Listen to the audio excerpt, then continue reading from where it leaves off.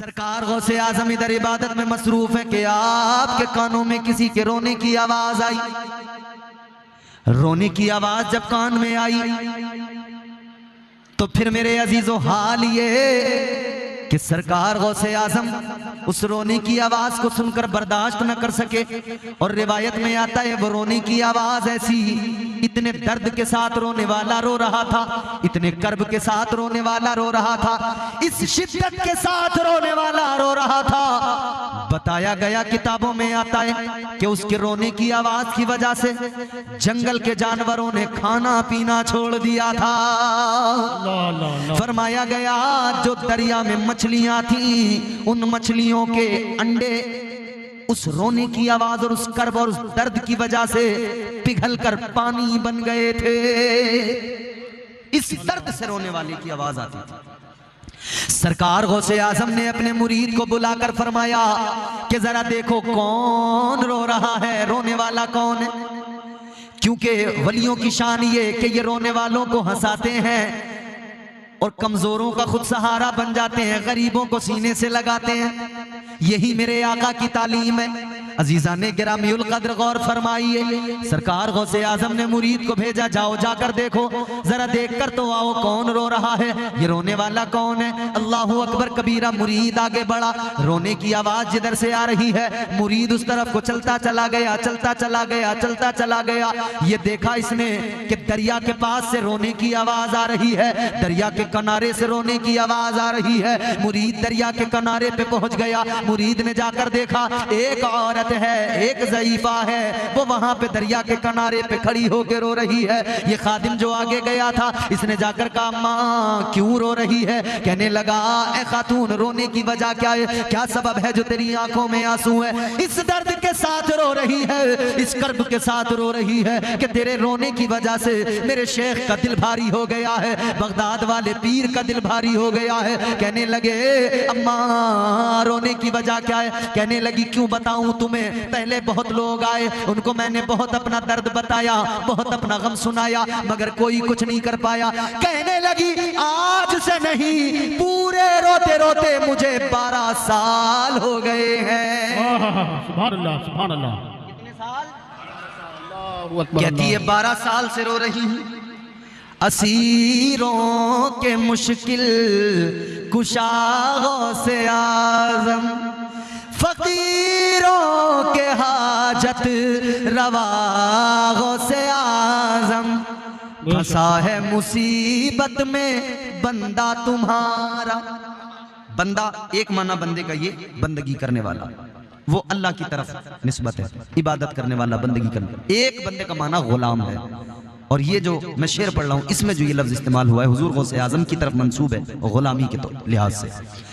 फंसा है मुसीबत में बंदा तुम्हारा, फंसा है मुसीबत में बंदा तुम्हारा, मदद के लिए आओ या गौसे आज़म, मदद के लिए आओ या गौसे आज़म, फकीरों के मुश्किल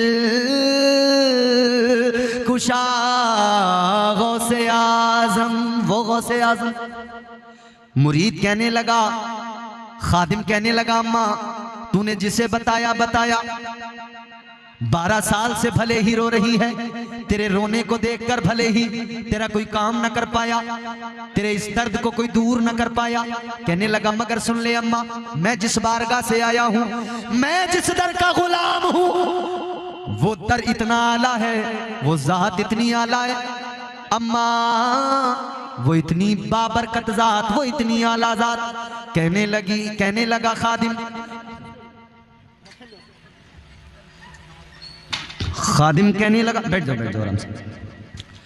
खादिम कहने लगा अम्मा तू अब तक जितना रोई रोई, जिस जिसको तूने अपना दर्द सुनाया सुनाया, मगर सुन ले आज तू अपना दर्द मुझे बता, मुझे भी नहीं तो मेरे पीर को बता, मेरे पीर को, वो पीर जो पीरों का पीर है, वो जो पीराने पीर है। का जाके उनको अपना दर्द बता दे। खादिम ने कहा आज तक तेरे दर्द का मदावा नहीं हुआ है, मगर सुन ले, आज तू उस बारगाह में अपना दर्द बता दे कि उस बारगाह में जो भी आया खाली दामन लेके आया, लेकिन गया तो दामन मुरादों से पुर हो गया। आने वाला आया तो दामन खाली है, मगर जब लौटा है तो दामन भरा हुआ है। अल्लाह अकबर कबीरा। गौर करो अजीजों, यह औरत आंखें भीगी हुई हैं, खादिम के साथ चल पड़ी। का फिर बात ऐसी है तो तुझे नहीं बताऊंगी, तेरे पीर को बताऊंगी, तेरे शेख को बताऊंगी। पीछे पीछे खादिम के वो खातून चली, हुजूर गौसे आजम की बारगाह में आ गई। सरकार गौसे आजम की बारगाह में आई। हुजूर गौसे आजम ने फरमाया, अम्मा क्या बात है, रोने की वजह बता, रोने का सबब बता, क्यों रो रही है।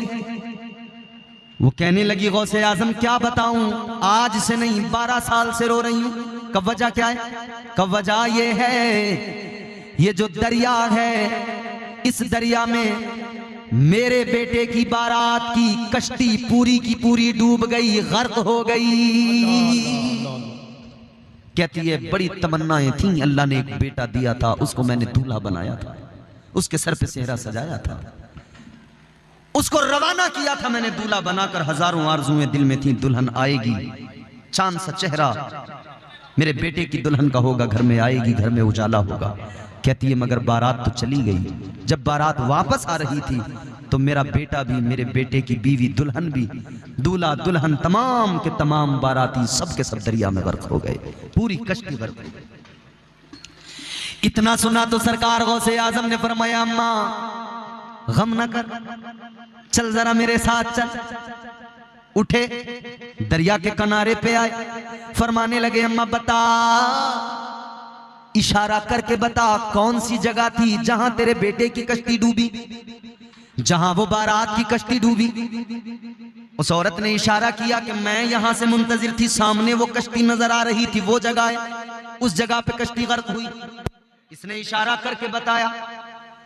ताजदारे बगदाद सरकार गौसे आजम ने आवाज लगाई, ए 12 साल की डूबी हुई कश्ती बाहर निकल। सुभान अल्लाह, सुभान अल्लाह। वाह। पहली आवाज लगाई, कश्ती बाहर नहीं आई। दूसरी मर्तबा फिर आपने आवाज लगाई, ए 12 साल की डूबी हुई कश्ती, सारी बारात दूल्हा दुल्हन के साथ वापस बाहर निकल। दूसरी आवाज पर भी कश्ती बाहर नहीं आई। तीसरी मर्तबा सरकार गौसे आजम ने फिर आवाज लगाई, ए 12 साल की डूबी हुई कश्ती बाहर निकल। तीसरी मर्तबा जैसे ही पुकारा, खुदा की कसम तारीख गवाह है, वो 12 साल की डूबी हुई कश्ती सारी बारात के साथ, दूल्हा और दुल्हन के साथ बाहर निकल आई। नारे तकबीर, नारे तकबीर, नारे रिसालत, नारे रिसालत। खतीबुल हिंद मुफ्ती इम्तियाज बरकाती साहब किबला, नारे तकबीर, नारे रिसालत। खिला मेरे दिल की कली गौसे आजम, मिटा कल्ब की बेकली गौसे आजम, जो डूबी थी कश्ती वो दम में निकाली, तुझे ऐसी कुदरत मिली गौसे आजम। वाह सुभान अल्लाह। अब देखिए कश्ती बाहर आई, औरत भी मुस्कुराई। कश्ती बाहर आई, औरत भी मुस्कुराई। कश्ती किनारे पे आई, बाराती अपने अपने घर निकले। औरत ने बेटे को सीने से लगाया, दुल्हन को करीब किया, पेशानी को चूमा। दूल्हा दुल्हन को, अपने बेटे को, अपनी बहू को लेके घर चली गई। बाराती अपने अपने घर चले गए, मगर गौसे आजम सरकार दरिया के किनारे पे खड़े हैं। अल्लाह की बारगाह में अर्ज करने लगे, हाथों को उठाकर, मौला ऐ मेरे परवरदिगार।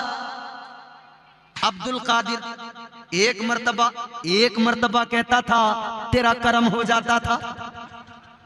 ऐ मौला, एक मर्तबा मैं कहता था, तेरा करम हो जाता था। या अल्लाह, एक मर्तबा मैं कहता था, काम हो जाता था। लेकिन मौला आज एक मर्तबा नहीं, 2 मर्तबा नहीं, 3 मर्तबा पुकारना पड़ा। 3 मर्तबा पुकारा तब काम हुआ।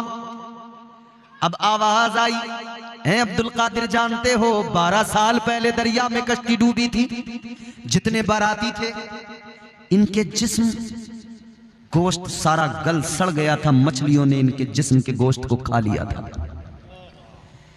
आवाज आई, ए अब्दुल कादिर, जब तुमने पहली मर्तबा पुकारा तब हमने दरिया की मछलियों को हुक्म दे दिया जो गोश्त तुमने खाया है और उस गोश्त को खाने के बाद जो तुम्हारे अंदर खून और गोश्त बना है बाहर निकाल दो। आवाज आई, हमने हड्डियों को मिलाया, उस गोश्त को जमा किया। ए अब्दुल कादिर, जब तुमने दूसरी मर्तबा आवाज लगाई, हमने वो मुजस्समे वो वजूद सबके तैयार कर दिए। ए अब्दुल कादिर, जब तुमने तीसरी मर्तबा आवाज लगाई तो हमने उन सारे मुर्दों के जो वजूद थे उनमें जान डाल दी और उनमें जान डाल के कश्ती को बाहर निकाल दिया। सुभान अल्लाह, सुभान अल्लाह। ए अब्दुल कादिर, इसलिए तुमने 3 मर्तबा आवाज लगाई, तीसरी आवाज पर निकाल दी गई कश्ती। ये करम रब का है, ये करम परवरदिगार का है। मगर सुनो अजीजो, ये परवरदिगार का करम है मगर गौसे आजम रदी अल्लाह ताला अन्हु के सदक़े में है। ये शान अल्लाह ने अता की है, ये वलियों की शान है, ये गौसे आजम का मकाम है। इसीलिए तो हम कहते हैं अल्लाह अल्लाह किए जाने से अल्लाह न मिले।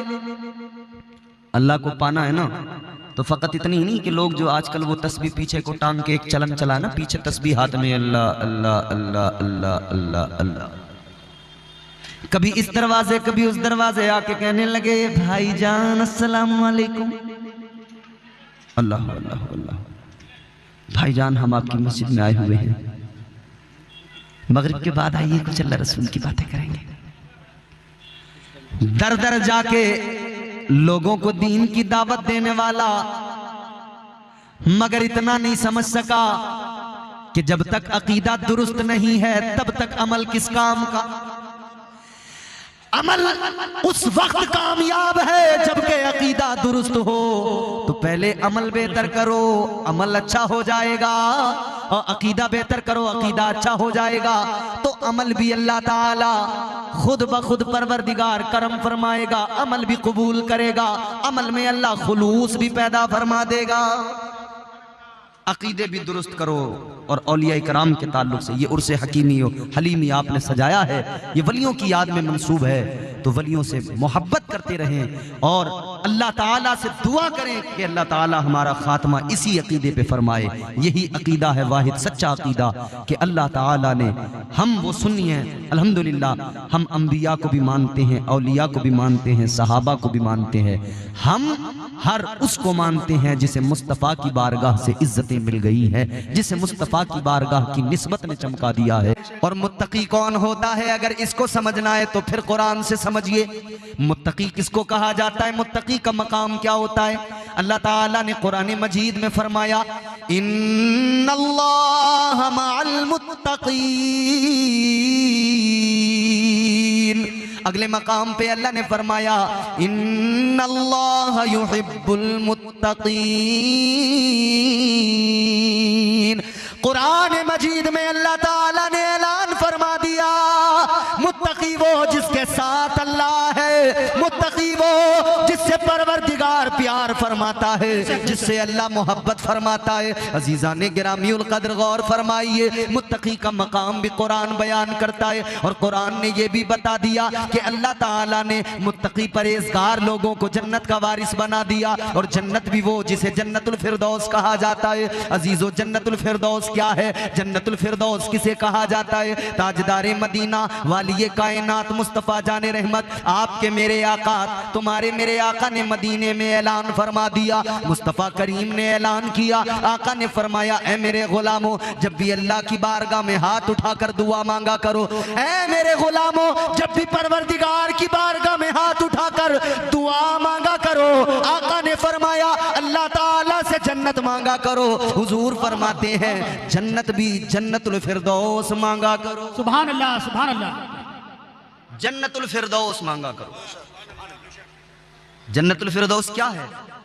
ये उलमा मौजूद हैं, तायीद करेंगे। जी अता हो। फरमाया मेरे आका ने जन्नतुल फिरदौस वो जिसके ऊपर रहमान का अर्श है। सुभान अल्लाह। बोल दीजिए सुभान अल्लाह। आका ने फरमाया जन्नतुल फिरदौस वो जहां से जन्नत की नहरें बहती हैं। दर्जे जन्नत के कई हैं, जन्नतुल नईम भी है, जन्नतुल मावा भी है, मगर ये जन्नतुल फिरदौस जन्नत का आला आला आला तरीन मकाम। जन्नतुल फिरदौस जन्नत का आला दर्जा हुजूर ने फरमाया जब भी अल्लाह से जन्नत मांगा करो, जन्नतुल फिरदौस मांगा करो, अल्लाह से दुआ किया करो, जन्नतुल फिरदौस मांगा करो। वो आला तरीन जन्नत का दर्जा उसका वारिस अल्लाह ने किसको बनाया? उनको जो मुत्तकी। अब मुत्तकी कौन है? मुत्तकियों का मकाम भी समझ लिया, मगर कौन होते हैं मुत्तकी? मुत्तकी किसको कहा जाता है? ऐ लोगों, मुत्तकी वही होता है जब सारी दुनिया सोती है, सारी दुनिया अपने बिस्तर पे होती है, मगर एक मुत्तकी की शान ये, वो अल्लाह ताला की बारगाह में सजदे में सर झुकाता है, अपने रब की पाकी बयान करता है, अपने रब की बारगाह में कभी क़याम में है, कभी हालत रुकू में होता है, कभी सजदे के आलम में होता है। सारी सारी रात जागकर एक मुत्तकी अपने परवरदिगार को मनाता है, अपने मौला को राजी करता है। पता लग गया जो अल्लाह ताला का कुर्ब हासिल कर ले, जो परवरदिगार का खौफ भी दिल में रखे और अल्लाह का कुर्ब भी हासिल कर ले, वही मुत्तकी होता है। और उसी जमात को औलिया की जमात कहा जाता है। नारे तकबीर, नारे तकबीर, नारे रिसालत, नारे रिसालत, उर्से हकीमी व हलीमी, सरजमीन जमाल दी गज। वाह वाह वाह, सुभान अल्लाह। थोड़ा सा इको कुछ इसमें हो सके तो कर दे। भर दो मेरा दामन खाली, गौसे आजम जीलानी। और हुजूर गौसे आजम पैदा हुए ना, दुनिया में तशरीफ लाए, माँ के शिकम में ही 14 पारों के कुरान के हाफिज बन गए। सुभान अल्लाह, सुभान अल्लाह। आज हमारे यहाँ बच्चे मदरसों में पढ़ते हैं, 2 साल 3 साल 4 साल में हिफ्ज मुकम्मल होता है, मगर वाह गौसे आजम तेरी शान। हाँ, 14 पारों के हाफिज कुरान पैदा हुए, वजह क्या? वजह यह है कि माँ जब आप शिकम में थे ना माँ के, तो हर लम्हा आपकी वालिदा कुरान की तिलावत किया करती थी। भर दो मेरा दामन खाली, गौसे आजम जीलानी। आपकी माँ ने अपने शिकम में आधा हाफिज कर डाला। आपकी माँ ने अपने शिकम में आधा हाफिज कर डाला। आपकी माँ भी अल्लाह वाली, आपकी माँ भी अल्लाह वाली, गौसे आज़म जीलानी। नाराए तकबीर, नाराए सालत, गौस का दामन, ख्वाजा का दामन, हुजूर हलीमुद्दीन शाह का दामन। नाराए तकबीर, नाराए सालत। वो सरकार गौसे आजम औलिया के सरदार हैं, सुल्तानुल औलिया, सुल्तानुल मशाइख। और एक बात सुनो अजीजों, गौसे आजम की तो बड़ी शान, उनका कदम तो तमाम औलिया की गर्दनों पर है। खुदा की कसम, गौसे आजम ने जिसको प्यार किया है उसको भी अल्लाह ताला का कुर्ब हासिल हो गया है। ताजदारे मदीना वाली कायनात मुस्तफ़ा जाने रहमत के प्यारे आशिकों, जहन करीब करो। ताजदारे बगदाद की 11वीं तो किया करते हो, मगर उनकी शान भी मुलायजा कर लो। शान क्या है, मकाम क्या है सरकार गौसे आजम का? 11वीं हर साल भी मनाते हो, हर महीने भी मनाते हो, मगर गौसे आजम की शान ये अल्लाह अल्लाह। सरकार गौसे आजम मस्जिद के अंदर है, खुतबा दे रहे हैं जुमे का। आपके सामने आपके मुरीद खास बैठे हैं, आपके खलीफा बैठे हैं, हजरत अबू अली हैती बैठे हैं। आप भी जाते हैं नमाज के लिए मस्जिद में जुमा के दिन। जब आप तकरीर सुनते हैं, इमाम साहब की खुतबा सुनते हैं, तो नींद आने लगती है। बोलो आती है कि नहीं? खुतबा सुनते हुए तकरीर इमाम साहब करें, नींद आने लगती है। वजह क्या है? जब अल्लाह का जिक्र होता है, जब दिल को सुकून मिलता है, जहन को सुकून मिलता है, तो खुद ब खुद तबीयत को आराम मिल जाता है। आज दुनिया में लोग भाग रहे हैं इधर उधर, मगर इंसान को सुकून कहीं नहीं मिल रहा। कल्बी सुकून, कल्बी इत्मीनान इंसान को हासिल नहीं हो रहा। पैसा कमाने की हिर्स में आगे भागता चला जा रहा है इंसान, मगर पैसा कमाने के बावजूद भी उसे सुकून नहीं मिल पा रहा है। कितने बड़े बड़े अमीर लोग मगर रात को नींद की गोलियां खाते हैं, तब जाके नींद आती है, क्योंकि जिंदगी में सुकून नहीं। रात दिन वही गोड़ा गणित, रात दिन वही दिमाग में पैसा पैसा, रात दिन वही हिसाबो किताब। अजीजो जरा गौर करो, रात दिन वही दुनियादारी, वही हिसाबो किताब। तो मामला ये हो गया, अब रातों की नींद भी उड़ गई, दिनों में भी नींद नहीं आती है। अब रातों में जब नींद नहीं आती तो हालत ये हो गई है, नींद की गोलियां खा खा के लोग सोने की कोशिश करते हैं। मगर हम बताना चाहते हैं, दुनिया को पैगाम हम देना चाहते हैं, ऐ लोगों, आज तुम्हें नींद की गोलियां लाने की जरूरत नहीं, किसी डॉक्टर के पास जाने की जरूरत नहीं, किसी हकीम से कोई नुस्खा मालूम करने की जरूरत नहीं। 1400 साल पहले ज़बाने मुस्तफा से कलामे खुदा आ गया, अल्लाह का फरमान आ गया, रब के कुरान ने बता दिया, अगर तुम कल्बी सुकून चाहते हो, जिधर भी भागोगे भाग लो, सुकून नहीं मिलेगा। एक ही तरीका है, फकत अल्लाह का जिक्र है, जिससे तुम्हारे दिलों को सुकून मिल जाएगा।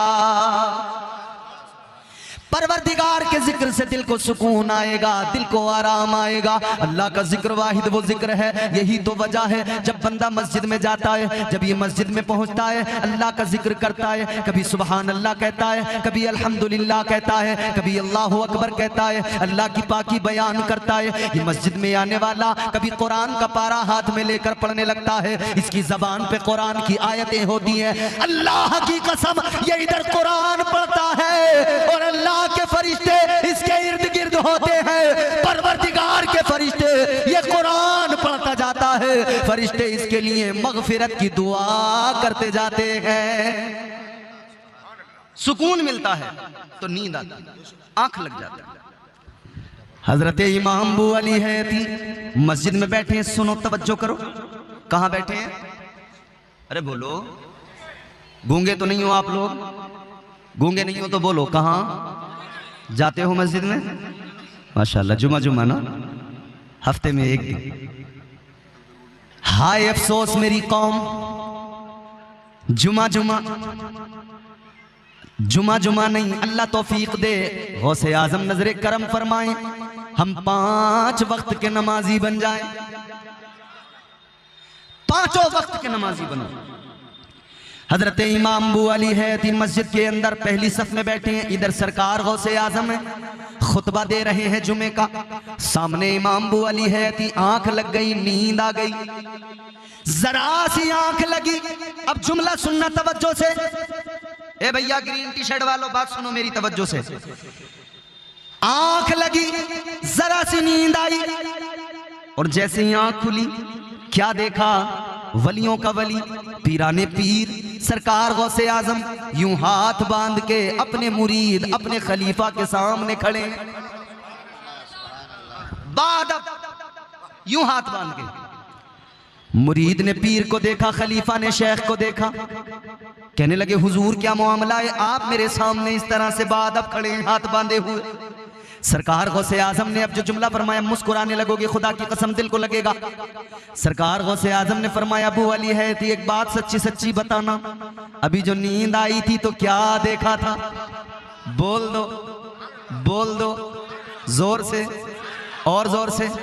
सरकार गौसे आजम ने फरमाया, अभी जो आंख लगी क्या देखा?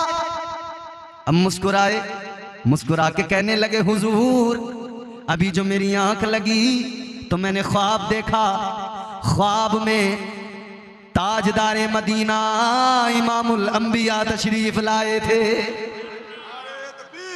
नारे रिसालत, अज़मत गौसे आज़म मुफ्ती इम्तियाज़ बरकाती साहब क़िबला, नारे तकबीर, नारे रिसालत, सुभान अल्लाह, सुभान अल्लाह, वाह बहुत खूब।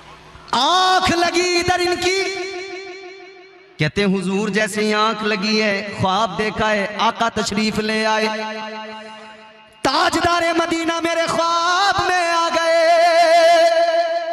सरकार गौसे आजम ने फरमाया, इसीलिए तो मैं भी बादब खड़ा हो गया। अब सोचने वाली बात ये, ख्वाब आप देखें मुझको क्या पता, क्या नुक्ता है, वाह। भाई ख्वाब आप देखें, मुझे क्या आप मेरे बाजू में सोते हो, मैं ख्वाब देखूं, आपको पता लगेगा मैंने क्या देखा? नहीं ना। ख्वाब देखने वाला ख्वाब देखे, बराबर वाले को पता नहीं लगता। मगर वाह, ऐ गौसे आजम मुरीद ने ख्वाब देखा, आका तशरीफ लाए, आप हाथ बांध के खड़े हो गए। तो खलीफा ने कहा, मुरीद ने कहा, हुजूर ख्वाब मेरा, आप कैसे खड़े हुए? तो अब गौसे आजम का जुमला सुनोगे, ईमान ताजा हो जाएगा, दिल को आराम आएगा, सुकून मिलेगा। सरकार गौसे आजम से मुरीद ने कहा, हुजूर ख्वाब मेरा, ख्वाब मेरा, मैंने ख्वाब देखा, हुजूर की जियारत की, लेकिन आपको कैसे पता लगा? आप क्यों बाद अब खड़े हुए?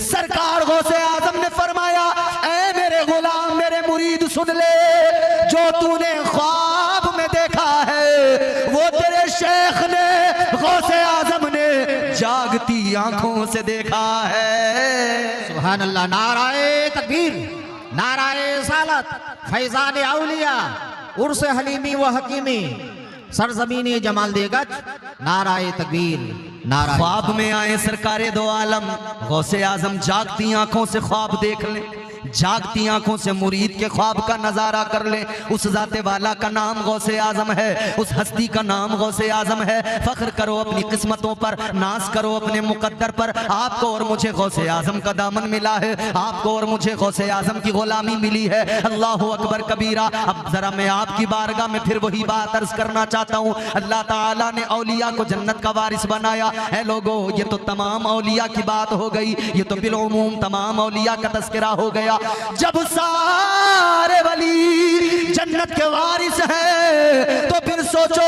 वलियों के ताजदार गौसे आजम का मकाम क्या होगा?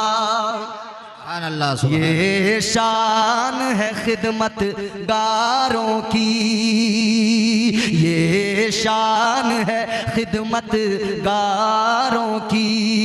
मुख्तार का आलम क्या होगा? ये शान है खिदमत गारों की। सरदार का आलम क्या होगा? अरे हर कोई फिदा है बिन देखे दीदार का आलम क्या होगा? सुभान अल्लाह, सुभान, दीदार का आलम। माशाअल्लाह। पीछे वालों आप भी बोलो, दीदार का आलम क्या होगा? क्या होगा? जागती आंखों से जो दीदार करे उसकी शान अल्लाह। तो फिर अल्लाह ने बिलउमूम सब औलिया का जिक्र किया कि वारिस। अच्छा, फिर एक जुमला और आगे बढ़ के कहता हूं, सिर्फ जन्नत की वारिस नहीं, कुल कायनात के पूरी रूए जमीन के वारिस है। अच्छा एक बात बताओ, बाप की जमीन का वारिस कौन होता है? जोर से। मैं आपसे शिकायत कोई करूंगा ही नहीं, क्योंकि अब आप इतने थक चुके हो, थकन से चूर हो गए हो कि आपसे कह भी क्या सकता हूं। मगर हाथ भी बहुत उठाए होंगे, खूब हिलाए होंगे, सारे जितने मुझसे पहले आए होंगे ना, उन्होंने तुम्हारा पूरा बाजा बजा के रख दिया, झंझोड़ के रख दिया तुम्हें है?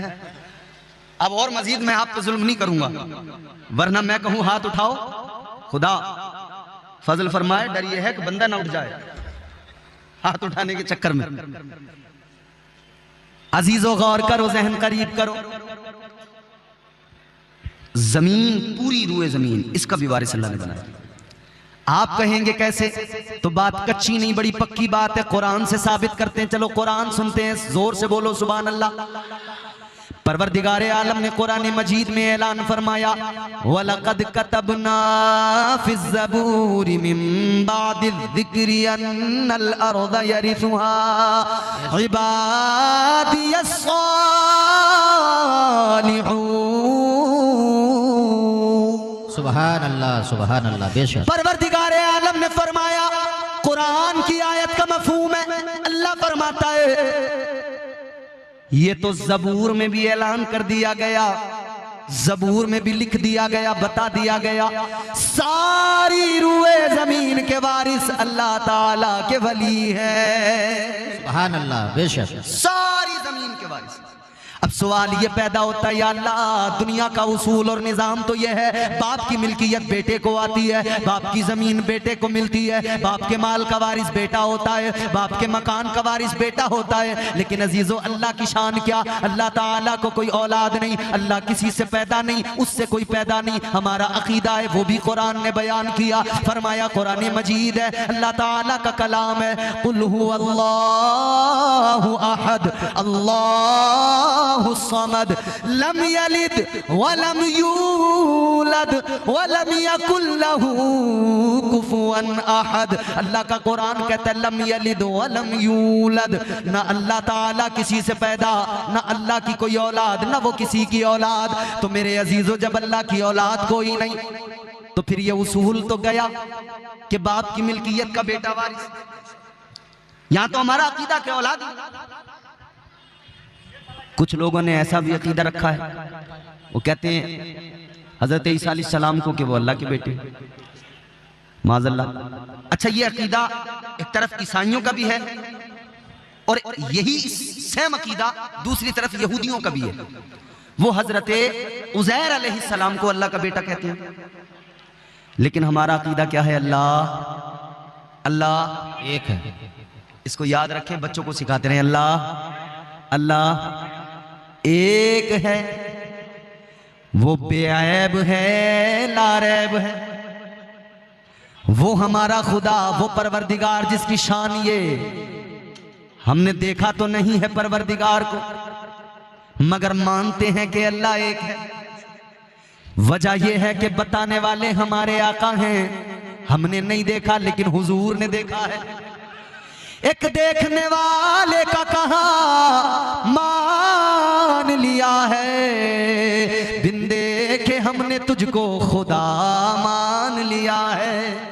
सुभान अल्लाह, बेशक उसके कोई औलाद नहीं तो उसकी मिल्कियत पूरी कायनात, तमाम आलमीन, सारी दुनिया, सारी कायनात के खजाने, असल मिल्कियत परवरदिगार की है। असल हर शय का मालिक परवरदिगार है, बनाने वाला वो खालिक, वो क्रिएटर, वो सारी कायनात परवरदिगार की, मगर औलाद कोई नहीं।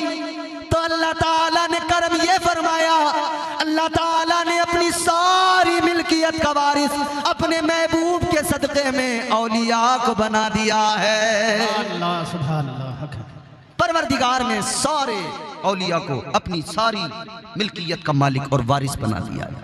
उर्स में आने वालों, जिनके उर्स में आए हो ना, उर्स हकीमी और हलीमी में आए हो, ये जिन बुजुर्गों से अकीदत रखते हो, जानते हो ना, ये जन्नत के भी वारिस हैं, जमीन के भी वारिस हैं। गौसे आजम की 11वीं करते हो, जान लो गौसे आजम जन्नत के भी वारिस हैं और जमीन के भी वारिस हैं, कायनात के भी वारिस हैं। अब कुछ लोग कहते हैं कि साहब ये सुन्नियों का दिमाग खराब है, ये सारे सुन्नी न जाने क्यों, वो लोग जो कब्रों में चले गए उनसे मोहब्बत रखते हैं, उनकी बात करते हैं, ये गौस की 11वीं करते हैं, ये ख्वाजा की 6ठी करते हैं, ये ख्वाजा को याद करते हैं, ये गौसे आजम को याद करते हैं। हम उन्हें बताना चाहते हैं, ऐ दुनिया के वो लोगों जिन्हें मुकद्दर ऐसा मिला कि उनके मुकद्दर में बदबख्ती के सिवा कुछ नहीं, उनके हाथों में दामन ही नहीं आया औलिया का। हम खुशनसीब कौम, हम वो खुशनसीब कौम हैं जिन्हें अल्लाह ताला ने वलियों का दामन अता किया, उनका दामन अता किया, जिन्हें अल्लाह ने कायनात के खजाने भी अता किए, उनका दामन अता किया, जिन्हें अल्लाह ने जमीन का वारिस भी बनाया, जिन्हें अल्लाह ने जन्नत का भी वारिस बनाया। आओ जरा आगे बढ़ो, अब वारिसों की बात चली है तो आओ जरा सुल्तानुल औलिया की बात आगे करते हैं, सरकार गौसे आजम की बात आगे करते हैं। अगर थक गए हो तो खामोश बैठे रहना, और अगर जिंदा हो, बेदार हो तो जोर से कह दो सुभान अल्लाह, सुभान अल्लाह, सुभान अल्लाह। आइए चलते हैं बगदाद। बगदाद की सरजमीन है, देखो ना अल्लाह की कायनात बनाई हुई, मगर अल्लाह ने गौसे आजम को किस कदर गलबा अता किया। ये खुद से नहीं है, ये अल्लाह का अता करदा है। सरकार गौसे आजम सुल्तानुल औलिया बैठे हैं जंगल में, एक जगह मुराकबा कर रहे हैं, अल्लाह अल्लाह कर रहे हैं, इबादत और रियाजत में मसरूफ हैं। और वली होता ही वो है जो इबादत करता हो, जो अल्लाह की बंदगी करता हो। आजकल हमारे यहाँ कुछ नकली जाली फर्जी पीर आए, उन्होंने कहा हम वली हैं। अच्छा, सुन्नी को जरा पहचानने में दिक्कत हुई कि वली को पहचाने कैसे। हमने बड़ा सा साफा दस्तार देखी, हमने कहा ये तो कोई वली मालूम होता है। खूबसूरत शफाफ जुब्बा देख लिया, हमने कहा शायद कोई वली है। चमचमाती दाढ़ी देखी, इत्र की निकलती खुशबुएं देखी, भोला सुन्नी मुसलमान समझा कोई वली आ गया। अजीजा ने गिरामी उल कद्र, न दाढ़ी से पता लगेगा वली का, न जुब्बे से पता लगेगा वली का, न उसकी दस्तार से पता लगेगा, बल्कि वली का पता कुरान देता है। अगर जुब्बा व दस्तार का नाम विलायत होता तो हर जुब्बा पहनने वाला, दस्तार पहनने वाला वली हो जाता। मगर विलायत इतनी सस्ती चीज नहीं है, इतनी आसान भी चीज नहीं है कि कोई भी जाए उसको मिल जाए। विलायत इतनी सस्ती भी नहीं है, जानते हो। लेकिन अल्लाह जब चाहे तो फिर यूं अता कर देता है। हजरत इमाम ज़ैनुल आबिदीन का नाम सुना है आपने? इमाम हुसैन के शहजादे, हजरत इमाम ज़ैनुल आबिदीन के शहजादे हजरत इमाम मोहम्मद बाकर। हजरत इमाम बाकर के शहजादे हैं हजरत इमाम जाफर सादिक। कुंडों की नियाज होती है आपके यहाँ? हजरत इमाम जाफर सादिक, आओ जरा समझाऊं मैं आपको। इमाम हुसैन के शहजादे इमाम ज़ैनुल आबिदीन, इमाम ज़ैनुल आबिदीन के शहजादे हजरत इमाम बाकर, इमाम बाकर के शहजादे इमाम जाफर सादिक। हजरत इमाम जाफर सादिक, आपकी बारगाह में एक देहाती आदमी आया, बिल्कुल सादा सा आदमी। काम क्या है उसका? बकरियां चराता है, जानवर पालता है। देहात में, गांव में लोग करते हैं ना, खेती करते हैं, जानवर पालते हैं। और जानवर पालना, खेती करना, ये सब काम कोई छोटे काम नहीं है। मेरे मुस्तफ़ा जाने रहमत ने खुद हजरत हलीमा की बकरियों को चराया है। बोलो सुभान अल्लाह, सुभान अल्लाह, सुभान अल्लाह। हुजूर ने तो हलीमा सादिया की बकरियां चरा के उम्मत को पैगाम दिया है, इस काम को छोटा ना समझना, ये भी बड़ा काम है, क्योंकि मेरे हुजूर ने किया है।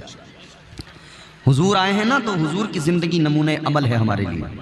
हर शोबे में हुजूर रहमत बन के आए, हर तरह से हुजूर ने हमारी जो है हमको गाइड किया है मुस्तफ़ा जाने रहमत ने। कमेटी वाले, ये जाकिर भाई और दीगर इनके तमाम साथी, तो मुझे बड़ी खुशी हुई है, नई नस्ल जो है हमारी तैयार हो रही है माशाल्लाह, और जलसे करा रहे हैं। इन्होंने मुझसे कहा कि हजरत ये बोलना वो बोलना, फरमाइश की, मगर अब ये कमेटी वाले गायब नजर आ रहे हैं, यहाँ नजर कोई नहीं आ रहा। अब वो शायद कुछ काम वाम भी होंगे उनको, तो उसके लिए गए होंगे। लेकिन वो एक फरमाइश थी ना कमेटी वालों की, एक शेर पढ़ता हूं मैं उसका। तनी है नूर की चादर, बोलो सुभान अल्लाह, सुभान अल्लाह। तनी है नूर की चादर, मेरे सरकार आए हैं। सुभान अल्लाह। तनी है नूर की चादर, मेरे सरकार आए हैं। मची है धूम सिदरा पर, मची है धूम सिदरा पर, मेरे सरकार सुभान अल्लाह आए हैं। मची है धूम सिदरा पर, मेरे सरकार आए हैं। मुसलसल हो रही है आसमां से नूर की बारिश, मुसलसल हो रही है आसमां से नूर की बारिश, मुसलसल हो रही है आसमां से नूर की बारिश, मुसलसल हो रही है आसमां से नूर की बारिश। जमीन बारिश नूर में नहाने लगी है, हर तरफ नूर फैला हुआ है, हुजूर की विलादत में। मुसलसल हो रही है आसमां से नूर की बारिश, सरापा नूर वो बनकर मेरे सरकार आए हैं। सरापा नूर वो बनकर मेरे सरकार आए हैं। सुभान अल्लाह, सुभान अल्लाह। तो अजीजान गिरामी उल कद्र, और मैं अर्ज ये कर रहा था कि हुजूर आपके मेरे आका इमामुल अंबिया मुस्तफ़ा जान रहमत ताजदार मदीना वाली कायनात, हुजूर की शान वो बहुत बुलंद मकाम मेरे आका का, मगर कुरान मजीद ने हुजूर के सदक़े में ना इस उम्मत के वलियों को भी बड़ी शान अता फरमाई। हुजूर के सदक़े में इस उम्मत के औलिया को भी बड़ी शान अल्लाह ने अता फरमाई। सरकार गौसे आजम पीराने पीर रोशन ज़मीर दस्तगीर क्या कर रहे हैं? इबादत। अच्छा, उधर कुरान ने वलियों की पहचान बताई है, जुब्बा व दस्तार से पहचान नहीं होगी, दाढ़ियों से पहचान नहीं होगी। क्या परवरदिगार आलम ने कुरान मजीद में जब वलियों की पहचान कराई तो अल्लाह ताला ने फरमाया वल्लज़ीना यबीतूना लिरब्बिहिम सुज्जदन व क़ियामा। परवरदिगार आलम ने फरमाया वली कौन होता है? कुरान बताता है वली वो होता है जो रातों को जाग कर क़याम करता है, जो सजदे में सर झुकाता है, अपने मौला को याद करता है। कयाम करने वाला, सजदे करने वाला, अल्लाह को याद करने वाला। तो पता लगा वली वो जो अल्लाह को याद करे, वली वो जो सजदे करे, वली वो जो कयाम में अपनी रातें गुजारे। वो वली नहीं हो सकता जो है शरीयत से दूर हो, नमाजों से दूर हो और इबादतों से उसका कोई ताल्लुक ही नहीं हो, वो वली हो ही नहीं सकता। बल्कि मेरे अजीजों गौर करो, भोले भाले मुसलमानों जरा जहन करीब करो, उजले कपड़ों में सिकंदर हो जरूरी तो नहीं। कौन होता है वली, कौन होता है मजजूब, मैं आपको बताता। उजले कपड़ों में सिकंदर हो जरूरी तो नहीं, मैले कपड़ों में कलंदर भी तो हो सकता है। उजले कपड़ों में सिकंदर हो जरूरी तो नहीं, मैले कपड़ों में कलंदर भी तो हो सकता है। जिस भिखारी को हिकारत से पुकारा तूने, उसके कासे में समंदर भी तो हो सकता है। सुभान अल्लाह, सुभान अल्लाह। वलियों की शान ये, वो अपने परवरदिगार से इतना ज्यादा मजबूत रिश्ता बना लेते हैं, रातों रात जाग कर इबादतों में वक्त लगाते हैं। मेरे गौसे आजम की शान तो ये फरमाया गया 40 साल तक सरकार गौसे आजम ने ईशा के वुजू से फज्र की नमाज पढ़ी है। सुभान अल्लाह, सुभान अल्लाह। हमारे यहाँ फज्र की नमाज पढ़ने वाले लोग नहीं, सारी रात हमारे लोग जागेंगे मगर फज्र की नमाज में मस्जिद में कोई नहीं आएगा। इमाम पुकारता रह जाएगा, इमाम मस्जिद के मेहराब से, मस्जिद के मीनार से आवाज आएगी, अजान होगी, अल्लाह अकबर अल्लाह अकबर, मगर हम सो रहे हैं। आवाज आती है हय्या अलस सलाह, आओ नमाज की तरफ। आवाज आती है हय्या अलल फलाह, आओ कामयाबी की तरफ। एक तरफ तो हमारी शिकायत ये कि हम कामयाब नहीं हो रहे, और दूसरी तरफ हाल ये हर दिन हमें बुलाया जाता है आओ कामयाबी की तरफ, तो हम जाने को तैयार नहीं। कोई बिजनेसमैन आदमी हो, मालदार हो, अगर वो किसी गरीब को बुलाए, कहे आ जाओ मैं तुम्हें कामयाब बना दूंगा, तो बंदा दौड़ के जाएगा। गांव का कोई मालदार आदमी किसी गरीब को बुलाए, गांव का प्रधान बुलाए, मुखिया सरपंच बुलाए, तो सुबह शाम उसकी बैठक पे जाके सलाम करेगा। गांव के प्रधान, गांव के सरपंच, मुखिया की बैठक पे जाकर सलाम करने से कितना ज्यादा अच्छा होता कि तू यहां सलाम ना करता, अपने रब की बारगाह में सुबह को उठ के जाता, सर झुका के कहता या अल्लाह तू सबसे बड़ा है। सुभान अल्लाह। जब तू रब की बारगाह में जाता, परवरदिगार की पाकी का ऐलान करता, तो अल्लाह भी राजी हो जाता और तेरे लिए फरावानी नेमत के दरवाजे खोल दिए जाते। सुभान अल्लाह, सुभान अल्लाह। हक है। वलियों की जिंदगी से बस इतना नहीं कि उर्स कर लिया, साल में एक बार छुट्टी हो गई, इतना नहीं है कि बस 7/11वीं कर ली और छुट्टी हो गई जी, एक बार उर्स कर लिया छुट्टी। एक तकरीर पीछे हो रही है, वो भी धमाकेदार तकरीर है, बेहतरीन तकरीर हो रही है। अल्लाह ताला करम फरमाए हमारी कौम पर। सुनो मेरे अजीजों, परेशान तो नहीं हो रहे हो? खत्म कर दूं? हाँ, ये तो सुनने वाले लोग हैं, वो तो चले गए। वो थोड़ी देर के लिए, वो जैसे होता है ना, इंजन गर्म जब होता है तो वो थोड़ी देर उन्होंने शोर मचाया, उछले कूदे और उसके बाद में चले गए। फिर वो इंजन उनका जो है सीज हो जाता है, बैठ जाता है बिल्कुल। अजीजा ने गिरामीउल कद्र जहन करीब करो, मैंने अर्ज किया परवरदिगार रोज 5 वक्त मस्जिद से आवाज आती है आओ कामयाबी की तरफ। कौन होगा इतना मेहरबान जो 5-5 बार बुला के कहता होगा कि आजा आजा आजा तुझे कामयाब बनाऊं, आजा तुझे कामयाब बनाऊं। कौन होगा इतना मेहरबान? अजीजा ने गिरामीउल कद्र परवरदिगार के घर से आवाज आती है आ जाओ कामयाब बन के जाना, मगर हम जाते ही नहीं कामयाब होने।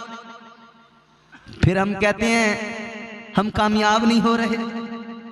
कैसे कामयाब हो जाओगे?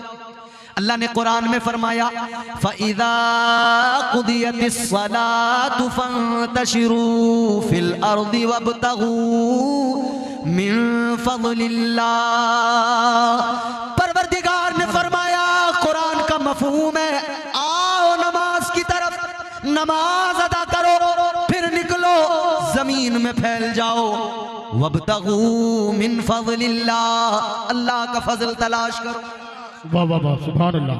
जमीन में फैल जाओ, अल्लाह का फजल तलाश करो। बेशक बेशक। मुफस्सिरीन इकराम फरमाते हैं ये जो अल्लाह का फजल तलाश करो कुरान कह रहा है, इसका मतलब ये है कि तुम आओ रब की बारगाह में, सुबह को सर झुकाओ, नमाज फजर अदा करो, फिर निकलो फैल जाओ जमीन में, रब का फजल तलाश करो। मतलब ये रिज़्क़ हलाल तलाश करो, इधर सजदा करके जाओ, रिज़्क़ हलाल तलाश करो, उधर तुम्हारा परवरदिगार तुम्हारे खाली दामन को भर देगा। बेशक, सुभान अल्लाह सुभान अल्लाह, वाह वाह वाह। क्योंकि वही रब नवाजने वाला है, वो नवाजने पे आए तो नवाज दे जमाना। बेशक, वो नवाजने पे आए तो नवाज दे जमाना, वो करीम ही जो ठहरा तो करम का क्या ठिकाना। बेशक बेशक, वाह वाह वाह, सुभान अल्लाह। तो बंदा कामयाबी की बात तो करता है कि कामयाब हो जाऊं, मगर कामयाबी का जो रास्ता है उसे नहीं चुनता। अजीजों, अल्लाह के वलियों की शान ये, रात रात भर जाग कर इबादत। सरकार गौसे आजम ने 40 साल तक इशा के वुजू से फजर की नमाज पढ़ी, मगर गौसे आजम का मानने वाला नारे भी खूब लगाएगा मगर नमाज। जबकि मेरे आका ने साफ फरमा दिया नमाज मेरी आंखों की ठंडक है। तो क्या दीवाने को, आशिक को नहीं चाहिए कि हुजूर की आंखों को ठंडा करे? भाई मोहब्बत का दावा तो बड़ा है, तो फिर क्यों नहीं चाहते कि हुजूर की आंखों को ठंडा किया जाए? बेशक, सुभान अल्लाह। मसला बड़ा अजीब है। कुछ लोगों ने सिर्फ नमाज को पकड़ लिया और वो ये भी भूल गए कि नमाज का अदब क्या होता है। बस वो उल्टी सीधी अपना दनादन है उनका काम, और दिखावा इस कदर है फिर उनका। आपने मोबाइलों में कई वीडियो ऐसी भी देखी होंगी कि वो रेलवे स्टेशन पे प्लेटफॉर्म भी चली गई, औलाद भी मर गई, सब कुछ खत्म हो गया, और ये एक वक्त का मामला नहीं रहा, 1-2 साल का मामला नहीं रहा, 12 साल इसी कर्ब के आलम में गुजरे, 12 साल इसी इम्तिहान में गुजरे, इसी आजमाइश में गुजरे। अल्लाह ने फरिश्तों से फरमाया, ए फरिश्तों बताओ तुमने मेरे अय्यूब का इम्तिहान लिया, ये बताओ तुमने कैसा पाया? फरिश्तों ने अर्ज किया, ए मौला, ए रब्बे लम यज़ल व ला यज़ाल, हमने अय्यूब का इम्तिहान लिया, लेकिन मौला हमने देखा कि जितना वो उस वक्त में शुक्र अदा करते थे उससे ज्यादा तो शुक्र अदा करते हैं कम, लेकिन वो आज भी कम शुक्र अदा नहीं करते। या अल्लाह वो तेरी रजा में राजी है, या अल्लाह वो हर हाल में शाकिर है। ए परवरदिगार, इम्तिहान मुकम्मल हो गया, या अल्लाह अय्यूब कामयाब हो गए। अब वही अय्यूब अलैहिस्सलाम है, अल्लाह ने दौलत भी दोबारा दी है, अल्लाह ने सेहत भी दोबारा दी है, अब बीमारी भी खत्म हो गई है, अब अल्लाह ने बेटे भी दे दिए, औलाद भी दोबारा मिल गई, सब कुछ मिल गया। हजरत अय्यूब का इम्तिहान मुकम्मल हो गया। अब किसी ने मालूम किया, अय्यूब अलैहिस्सलाम ये बताओ, एक जमाना वो था कि जब परेशानियां थी, एक जमाना वो था जब मुसीबतें थी, एक जमाना वो था जब कुछ भी नहीं था, जिस्म में भी अपने आप भी बीमार थे, कुछ भी नहीं था। एक दौर वो गुजरा है, एक वक्त वो गुजरा है, और एक वक्त ये है कि अल्लाह ने सब कुछ अता कर दिया। तो पूछने वाले ने मालूम किया, ये बताओ ये दोनों वक्त तुम्हारे सामने हैं, इन दोनों में तुम्हारे लिए, तुम्हारी नजर में सबसे अच्छा कौन सा वक्त था? उस वक्त परेशानियां थी, इस वक्त आसानियां, तो बताइए कौन सा वक्त अच्छा था? हमसे अगर ये सवाल हो, कोई आदमी मालदार हो जाए ना, थोड़ी सी नेमतें अल्लाह ताला अता कर दे, उससे कुछ दौलत मिल जाए, तो वो लोगों के सामने बैठ के कहता है अरे साहब बहुत मेहनत की मैंने। फिर अल्लाह का करम, अल्लाह का फजल उसे याद नहीं रहता। फिर वो कहता है साहब अपनी मेहनत के दम पे यहाँ तक आया हूँ, बड़ी मेहनत की है मैंने, बहुत भागा। अरे नादान, ये याद रखना, अल्लाह ताला कभी लेके आजमाता है, कभी दे के आजमाता है। बंदे को चाहिए कि अल्लाह की रजा में राजी रहे, साबिर और शाकिर बन के जिंदगी गुजारे। अल्लाह से मोहब्बत का दावा है। हजरत अय्यूब अलैहिस्सलाम से कहा गया, ऐ अय्यूब बताओ कौन सा वक्त अच्छा था? हजरत अय्यूब का जवाब सुनोगे मचल उठोगे। हजरत अय्यूब अलैहिस्सलाम ने फरमाया, हर वक्त में जो भी वक्त है वो अल्लाह ने बनाया है, हर वक्त अच्छा है,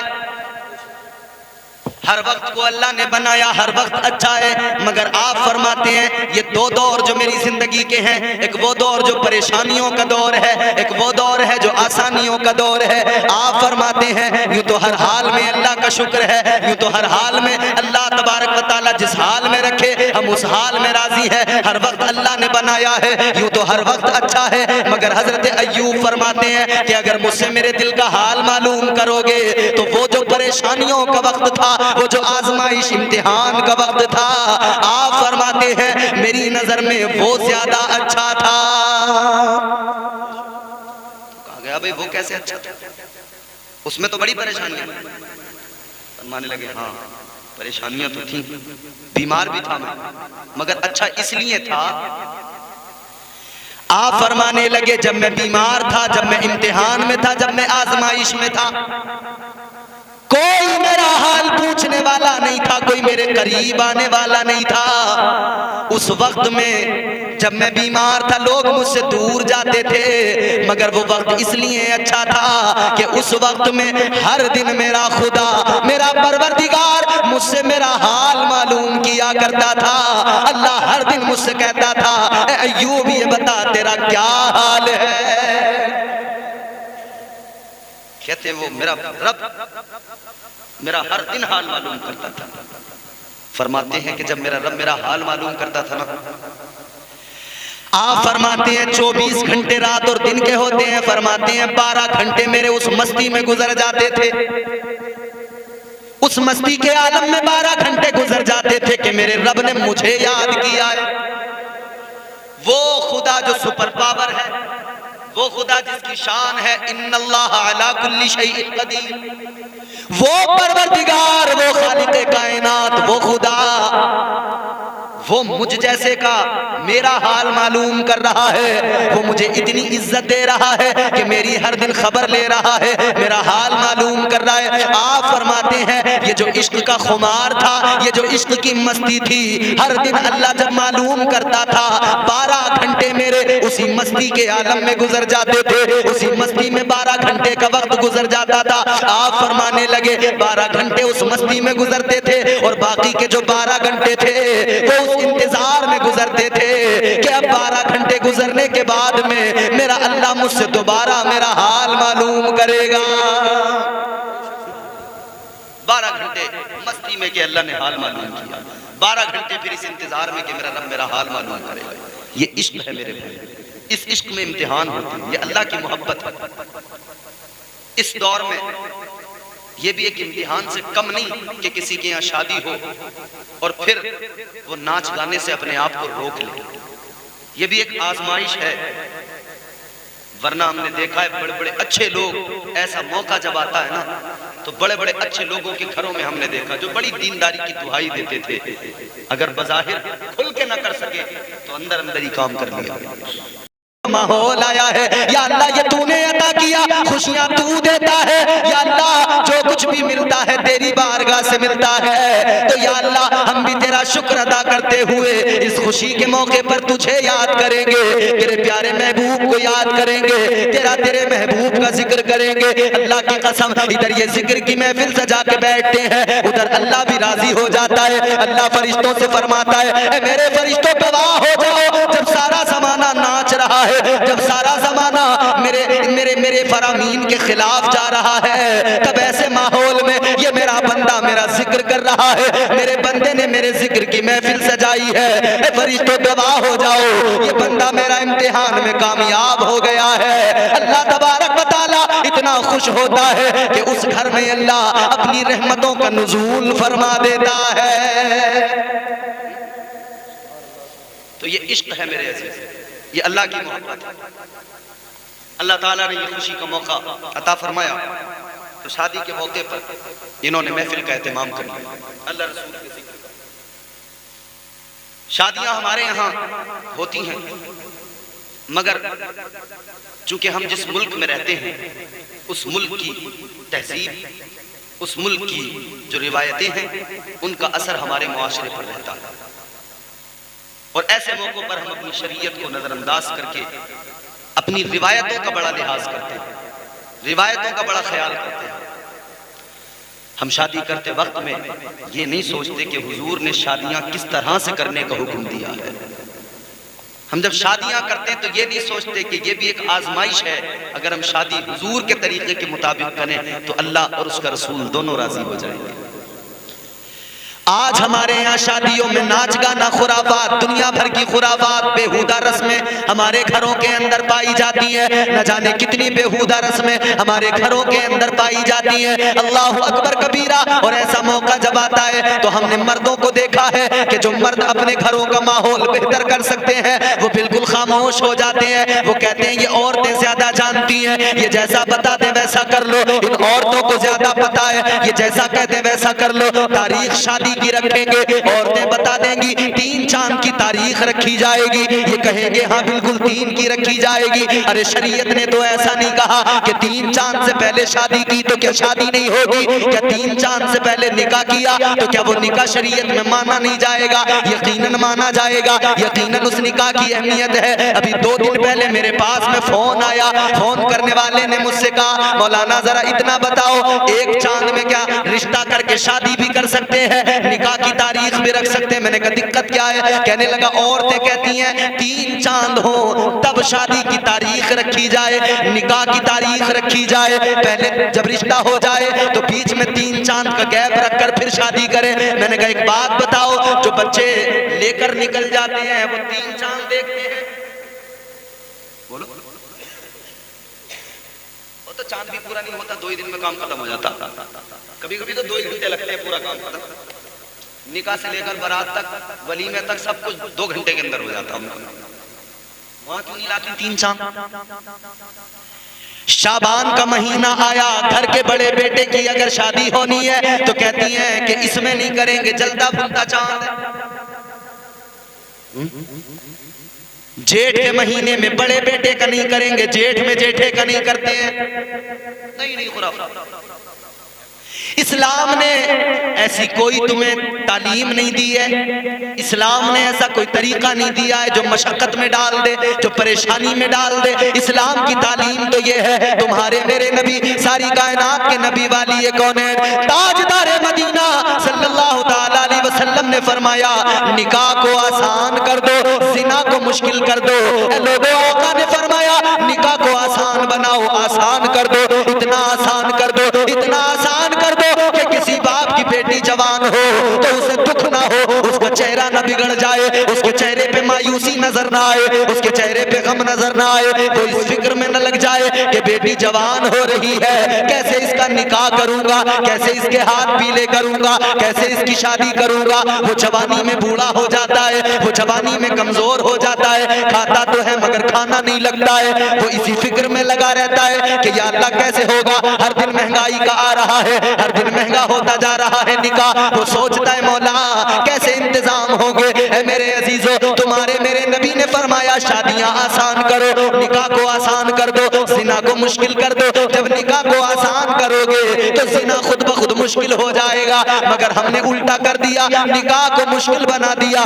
निकाह की बात आती है तो हम कहते हैं अभी उम्र क्या हुई है, अभी और बड़ा होने दो, अभी तो पढ़ाई चल रही है, अभी तो इसकी तालीम मुकम्मल नहीं हुई। हम कहते हैं अभी पैरों पे खड़ा होने दो, कोई जरा कारोबार तो करने दो, तब निकाह करेंगे। कहते हैं कि बीवी को क्या खिलाएगा? अरे तेरी मेरी औकात क्या किसी को खिलाए? खिलाने वाला तो खुदा है, रोजियां देने वाला तो खुदा है। जब तेरा मेरा कोई कारोबार नहीं होता तब भी परवरदिगार तुझे मुझे खिलाता है। जब हम खाली फिरते हैं, कोई काम नहीं होता, तब भी अल्लाह तुम्हें और मुझे रिस्क दिया करता है। ये सोचने वालों कि हम उस वक्त शादी करेंगे जब बच्चा कमाने लगेगा।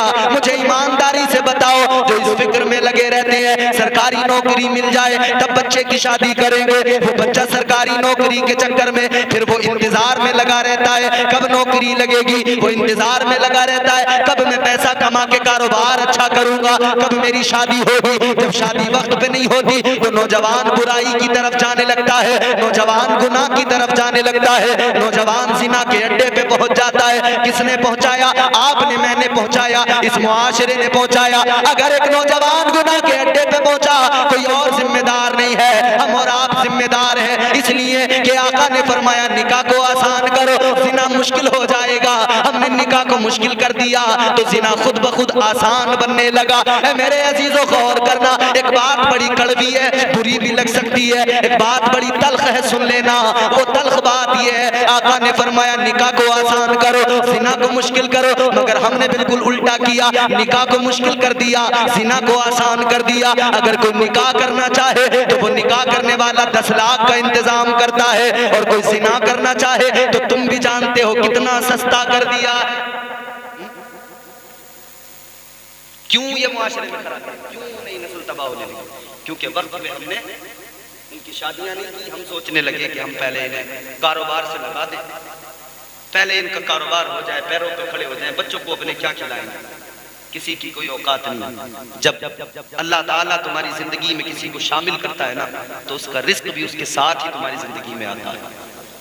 और निकाह की बरकतें ये हैं, हुजूर फरमाते जब निकाह होता है ना, उसकी बरकतें ये हैं, निकाह की बरकत से अल्लाह रोजी में इजाफा कर दिया करता है, रिस्क बढ़ा दिया।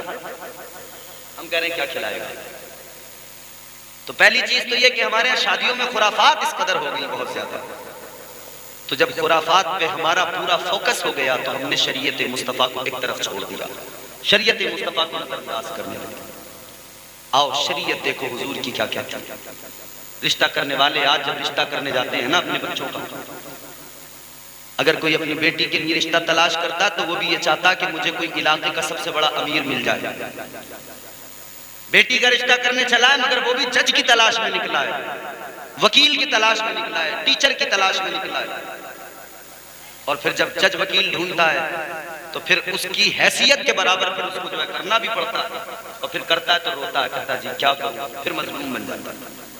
और जब हम अपने बेटों का रिश्ता करते हैं तो हम बड़े शान से अकड़ कर बैठ जाते हैं, फिर बताते हैं कि देखो जी मांग तो हमारी कोई नहीं, डिमांड तो हम कोई नहीं कर रहे, मगर हाँ ये है कि अभी अभी एक रिश्ता आया था, वो कह रहे थे कि हम सिर्फ डिजायर दे देंगे, बस हमारी मांग कोई नहीं। हमारे फला रिश्तेदार कह रहे थे कि 3 लाख की मंगनी करवा देंगे, बस हमारी डिमांड। बहुत बढ़िया, ये बेहतरीन तरीका है। मगर सुनो तो सही मेरे ऐसे, यहाँ शादियां कराने वाले झूठ बोल बोल के शादियां कराते हैं। किसी के पास 4 बीघे जमीन हो 40 बीघा बता देंगे, इतना बड़ा झूठ। और एक झूठ तो बड़ा आम है, कोई 5वीं क्लास में फेल हो गया हो ना, हाई स्कूल है, 5वीं क्लास में जो फेल हो गया वो हाई स्कूल बताया जाता है। इतना झूठ बोल बोल के शादी हो गई। तो मुझे बताओ जो रिश्ता झूठ की बुनियाद पे होगा, उस रिश्ते में मोहब्बत रहेगी, उस रिश्ते में खुलूस रहेगा, उस रिश्ते में एतबार रहेगा? नहीं रहेगा। शादियां किया करो आका के तरीके पे अमल करके किया करो, वरना याद रखो एक तरफ तो हम मजलूम बन जाते हैं, दूसरी तरफ हम जालिम भी बन जाते हैं। जब लड़के की शादी करेंगे तो जालिम, और लड़की की करेंगे तो मजलूम। लड़की की शादी का मौका है तो सुकड़ गए, फिर मजलूम बन गए, फिर तो चेहरा भी अफसरदा हो गया। और बेटे की शादी का नंबर आया तो फिर सीना तान के चलने लगे। यानी जालिम भी खुद है, मजलूम भी खुद है, और दुनिया को रो रो के दिखा रहे हैं, दुनिया को रो रो के अपना गम सुना रहे हैं। अपना रोना रोने वालों ये भी देखो, अगर मैं अपने आप को सुधार लूं सारा मुआशरा खुद ब खुद सुधर जाएगा। पहले मैं अपने आप को सुधारूं, पहले मैं अपने आप को बेहतर कर लूं। मैं खुद जालिम हूं, खुद ही मजलूम हूं, किसी के लिए जालिम हूं तो किसी का जुल्म मुझ पर है। मैं जुल्म ना करूं तो मुझ पर जुल्म ना करेगा। क्या देख के शादी करते हैं? मालदार, दौलतमंद, चाहे वो हराम की दौलत जमा करके बैठा हो, मगर हमें मालदार चाहिए। आका ने फरमाया 3 चीजों की बुनियाद पर रिश्ते हुआ करते हैं। दौलत की बुनियाद पर रिश्ते होते हैं, हुस्न की बुनियाद पर रिश्ते होते हैं, या फिर दीनदारी की बुनियाद पर। हुजूर ने फरमाया ये तीसरी चीज जो है इसको मुकद्दम रखो। रिश्ते करो तो दौलत ना देखा करो, रिश्ते किया करो तो दीनदारी देखा करो। दीनदारी की बुनियाद पर रिश्ते किया करो, फिर देखना कैसी मोहब्बत होगी, फिर देखना उस रिश्ते में मिठास कैसी होगी। आओ एक रिश्ता तुम्हें बताता हूँ, बड़ा मुकद्दस रिश्ता है, बड़ा पाकीज़ा रिश्ता है। तुम्हारे मेरे नबी की पहली बीवी जनाबे हजरत सैयदा खदीजतुल कुबरा से मेरे आका का निकाह हुआ है। अल्लाहु अकबर कबीरा। इस रिश्ते की मिठास भी देखो, इस रिश्ते का खूबसूरती भी देखो, इस रिश्ते के प्यार को देखो, इस रिश्ते की मोहब्बत को देखो। अल्लाहु अकबर, गौर करो, मेरे आका की भी शादी हुई है। मेरे आका का पहला निकाह जनाबे सैयदा खदीजतुल कुबरा से हुआ है। जानते हो कौन है खदीजा? आज अगर किसी मालदार की कोई बेटी हो, घर के अंदर जब आती है अपने बाप का बड़ा रौब दिखाती है। अगर किसी मालदार की बेटी है तो घर में सबको धमकाती है, मैं अभी अपने अब्बा को बुला लूंगी, अभी अपने भाई को बुला लूंगी, मेरा अब्बा बड़ा मालदार है, मेरा अब्बा तुम्हें जेल में डलवा देगा, तुम पे मुकदमा करवा देगा, मैं जेल में पहुंचा दूंगी। सबको डराने की कोशिश में लग जाती है। मगर ये याद रखना, तुम्हारा अब्बा वक्त का कोई अमीर होगा, तो तुम्हारा अब्बा वक्त का चौधरी हो सकता है, बहुत बड़ा मालदार हो सकता है, मगर अपनी हैसियत पे नजर डालो। अब आका की बारगाह में चलो, हुजूर की बीवी, हुजूर की पहली जोजा उम्मुल मोमिनीन हजरत खदीजतुल कुबरा, अल्लाहु अकबर, देखो कितनी मालदार है, कितनी ज्यादा अमीर है। हजरत खदीजतुल कुबरा की दौलत का ये आलम सारे मक्के के अंदर जितने भी अमीर है, जितने भी मालदार है, सब मालदारों की दौलत एक तरफ है, सब अमीरों की दौलत एक तरफ है, सारे मक्के वालों की दौलत एक तरफ है, और जनाबे हजरत खदीजा की दौलत एक तरफ है। सारे मक्के की दौलत कम है, अकेली खदीजा की दौलत सबसे ज्यादा है। इतनी मालदार। और हुजूर के पास तो बज़ाहिर कुछ भी नहीं, यूं तो तमाम कायनात के खजाने हुजूर के कदमों में हैं, मगर बज़ाहिर हुजूर ने दौलत को पसंद नहीं किया, उन्होंने गुर्बत को पसंद किया। ताजदार मदीना वाली कौनैन सल्लल्लाहु ताला अलैहि वसल्लम का जिक्र जब हजरत खदीजा ने सुना, मेरे आका की फूफी हैं जो जनाबे खदीजतुल कुबरा की भाभी है रिश्ते में, उन्होंने जिक्र सुनाया। उनका नाम है जनाबे हजरत सफिया। वो बार बार आका का जिक्र करती हैं, आका के हुस्न का जिक्र करती हैं, आका की अदाओं का जिक्र करती हैं, आका की सिफात बयान करती हैं। जनाबे खदीजतुल कुबरा सुनती हैं, बड़ी मानूस हो चुकी हैं, बड़ी मुतासिर हो चुकी हैं। लेकिन एक मर्तबा ऐसा वक्त आया, हजरत खदीजतुल कुबरा वो है कि आप बेवा हैं, आपने एक बार शादी की, शौहर दुनिया से चला गया, दोबारा फिर निकाह किया, फिर दोबारा शौहर रुखसत हो गया, फिर शौहर का इंतकाल हो गया, 2 बार बेवा हो चुकी हैं। अब इरादा ये कर लिया है अब निकाह नहीं करूंगी, अब अपना कारोबार करती रहूंगी। और इतनी बड़ी मलका अरब जिनको कहा जाता था, हजरत सैयदा खदीजतुल कुबरा की जिंदगी देखो। पहले जरा ये शादी का मंजर भी देख लो। आज तुम्हारे घर में शादी है, मैं साहिबे खाना से भी कहना चाहता हूँ, हर रायपुर के सुन्नी मुसलमानों से भी कहना चाहता हूँ, जरा गौर से सुनना। एक शादी हमारे यहाँ है और हमारे सबके घरों में शादियां होती है, मगर आका की शादी देख लो, आका का रिश्ता देख लो, आका की मोहब्बत देख लो। अल्लाहु अकबर कबीरा। हजरत खदीजतुल कुबरा का कारोबार बहुत ज्यादा है। अब कारोबार इतना ज्यादा है, मुल्क शाम में आपका सामान जाता है, माल तिजारत जाता है, लेकिन बार बार किसी और को भेजना पड़ता है। तो कोई जाता है तो कोई माल में कमी ज्यादती कर देता है, या कोई आपका पैसा मार लिया करता है। आप बड़ी फिक्रमंद है, क्या करूं। एक दिन जिक्र कर रही है, जनाबे सफिया से जिक्र कर रही है, आका की फुप्पो से जिक्र कर रही है कि मैं बड़ी परेशान हूँ, मुझे कोई ऐसा आदमी नहीं मिलता जो ईमानदार हो, ऐसा आदमी नहीं मिलता जो मेरा कारोबार संभाल सके, जो मेरे बिजनेस को संभाल सके। मैं उसे तनख्वाह पे रखूंगी, मैं उसे सैलरी दिया करूंगी। अल्लाह अकबर कबीरा। इतना सुना तो आका की फुप्पो जान ने फरमाया कि अगर तुमको नेक आदमी चाहिए, अगर तुमको ईमानदार चाहिए, अगर तुमको अमीन चाहिए अपने बिजनेस के लिए, अपनी तिजारत के लिए, तो मेरा भतीजा मोहम्मद मौजूद है। मेरा भतीजा इतना बड़ा अमीन है कि सारा मक्का अपनी अमानतें मेरे भतीजे के पास ला के रखता है। सारे अमीर अपनी अमानतें मेरे भतीजे के पास लाकर रखा करते हैं। कहने लगी सच्चा ऐसा है कि जितने भी झूठे हैं, सारे मक्के के लोग जो खुद झूठे हैं, वो खुद झूठे होने के बावजूद भी मेरे प्यारे भतीजे को सच्चा कहा करते हैं। वो उसे सच्चा कहते हैं, सादिकुल वादुल अमीन कहते हैं। वो ऐसा सच्चा है, वो ऐसा अमीन है। अल्लाह अकबर। इतना सुना जनाबे खदीजतुल कुबरा ने कहा ठीक है उनको बुला लो। अब जनाबे खदीजतुल कुबरा ने कह दिया, आका की फुप्पो ने आका को बुलाया। अल्लाह अकबर। जनाबे खदीजा ने कहा कि ये बताओ आप मेरा माल तिजारत लेके जाओगे, आप मेरा माल तिजारत लेके जाओगे? कहा ठीक है लेके जाऊंगा। कहने लगी मैं तुमको तनख्वाह दूंगी, बताओ कितनी तनख्वाह लोगे? आका ने फरमाया मैं तनख्वाह पर काम नहीं करूंगा, मैं काम करूंगा तो पार्टनरशिप में काम करूंगा। काम अपना किया, नौकरी से अच्छा काम है अपना, छोटा हो बड़ा हो अपना। हुजूर ने फरमाया नौकरी नहीं, सैलरी पर काम नहीं होगा। अगर तुमको अपना काम बिजनेस आगे बढ़ाना है तो पार्टनरशिप रहेगी। का ठीक है, बात तय हो गई। दर हकीकत जनाबे खदीजतुल कुबरा का हुजूर को बुलाना और माले तिजारत देकर भेजना, ये दर हकीकत हुजूर की मोहब्बत उनके दिल में आ चुकी थी और हुजूर को परख कर देखना चाहती थी। वरना हुजूर की मोहब्बत तो उस दिन खदीजतुल कुबरा के दिल में आ गई थी जिस दिन आपने ख्वाब देखा था। हजरत खदीजतुल कुबरा एक ख्वाब देखा था।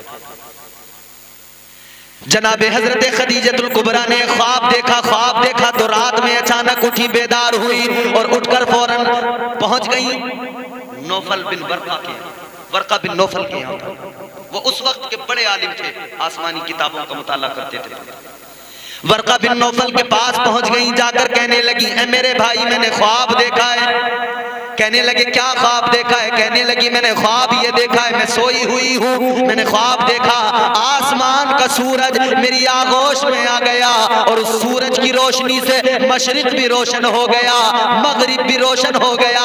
उसकी रोशनी इतनी ज्यादा फैल गई। इतना सुना वर्का बिन नौफल ने कहा बहन यहीं पे रुको, अभी आया।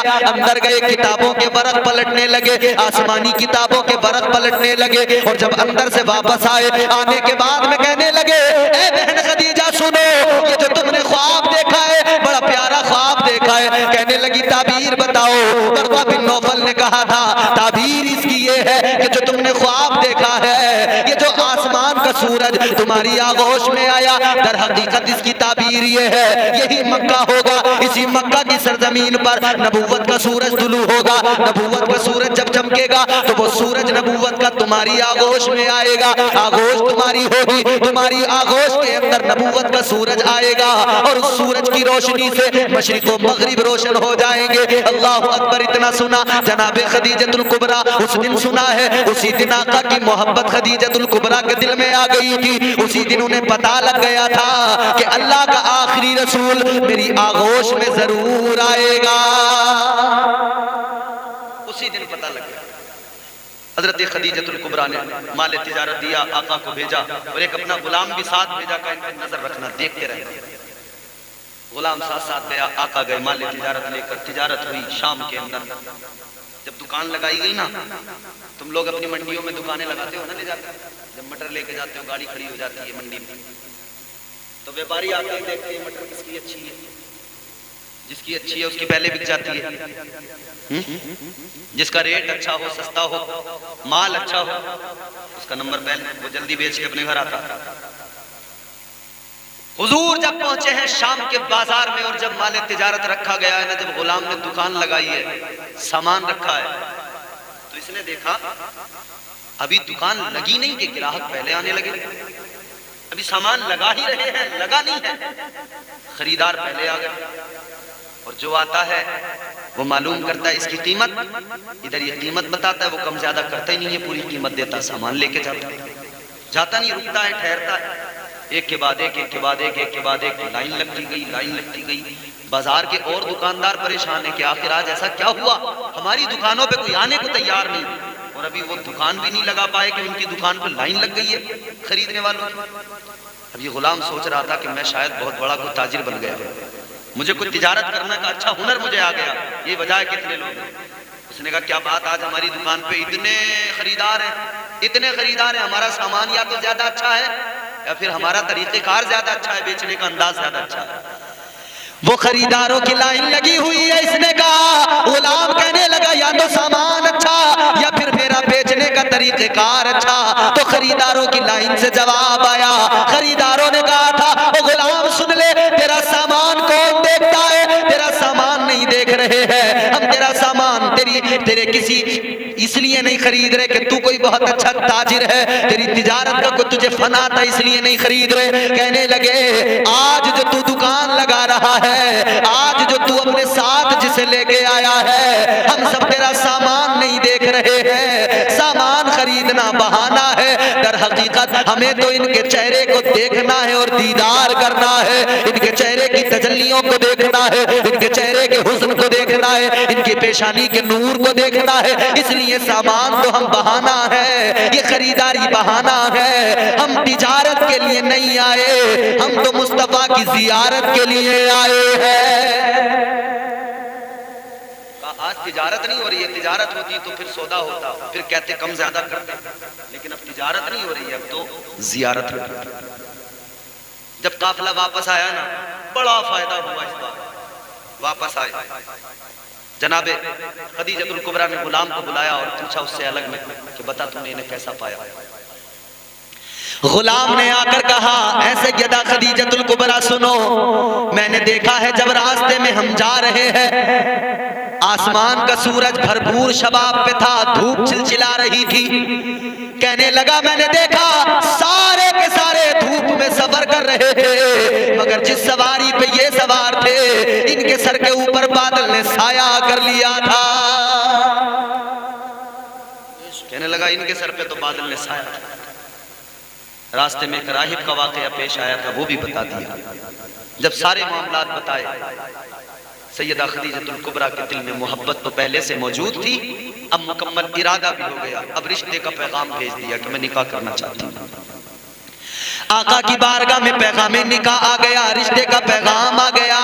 मेरे आका ने फरमाया रिश्ते का पैगाम भेजा है, अच्छी बात है, लेकिन ये फैसला मैं अकेला नहीं करूंगा, ये फैसला मेरे बड़े मौजूद हैं, वो करेंगे। तो ये हुजूर ने ये भी सिखा दिया कि अपने बड़ों को अपनी जिंदगी के फैसलों में शामिल किया करो। खुद ही अब्बा न बन जाया करो पूरे कि बस फोन कान पर लग गया तो फिर अब तुम्हारे जैसे तुम करते रहोगे वैसे ही होगा। क्योंकि आजकल ये भी बड़ी खराबी है ना, शादी हुई नहीं है, फोन पहले चालू है, अब जैसा उधर से आ रहा है हुक्म, ये वैसे लब्बैक कह रहे हैं, जी बिल्कुल ऐसे ही होगा। कि देख लो तुम्हारे अब्बा को मान, अब्बा कैसे नहीं मानेंगे, अब्बा को मानना पड़ेगा। अरे अम्मा की फिक्र मत करो, वो तो अम्मा को कर दूंगा सब, क्योंकि उधर से हुक्म मिला ना।